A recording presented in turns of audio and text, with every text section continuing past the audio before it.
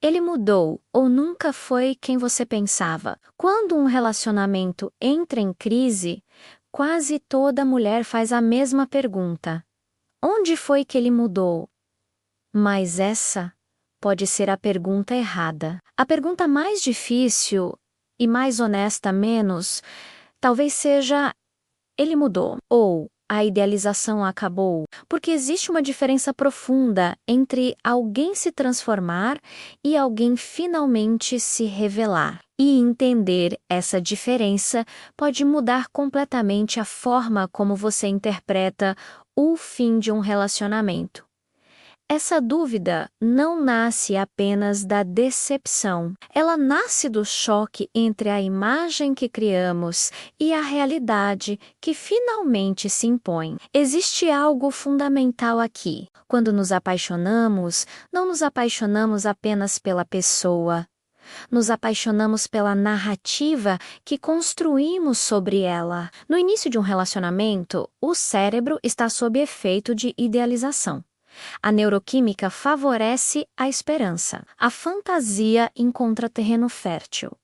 Você observa pequenos sinais e sua mente completa o restante. Ele é atento, então você conclui que ele é emocionalmente disponível. Ele intenso, então você conclui que ele é profundo. Ele demonstra desejo, então você interpreta como amor. Mas intensidade não é maturidade emocional. E presença inicial não é estrutura psíquica para sustentar vínculo. Muitas mulheres relatam exatamente isso. Ele parecia diferente no começo, mas diferente de quem? Da realidade. Existe um conceito psicológico chamado idealização defensiva.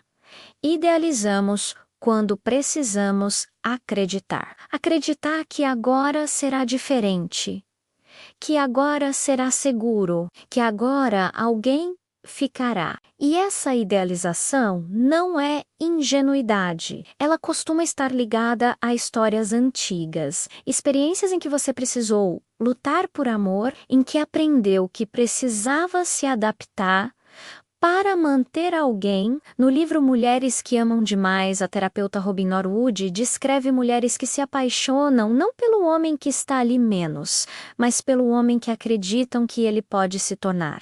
E aqui está o ponto central. Quando você ama o potencial de alguém, você cria um relacionamento com o futuro imaginado, não com o presente real. Então, quando ele muda, o que muitas vezes acontece é que o potencial desaparece e sobra apenas a estrutura verdadeira, a estrutura emocional dele. E estrutura emocional não se inventa. Ou a pessoa sabe sustentar frustração, ou recua quando o encanto acaba. Relacionamentos passam inevitavelmente por 3 fases: encantamento, conflito, construção. Muitos homens sabem viver o encantamento, poucos sustentam o conflito. E menos ainda estão preparados para a construção. É no conflito que a personalidade real aparece. Quando surgem diferenças, limites e cobranças legítimas, é ali que vemos se existe maturidade. Se ele se afasta quando você começa a exigir clareza, talvez ele nunca tenha sido seguro. Apenas estava confortável enquanto você não demandava profundidade. E aqui começa o sofrimento feminino. Ao perceber a mudança, a mulher frequentemente volta a agressão para si.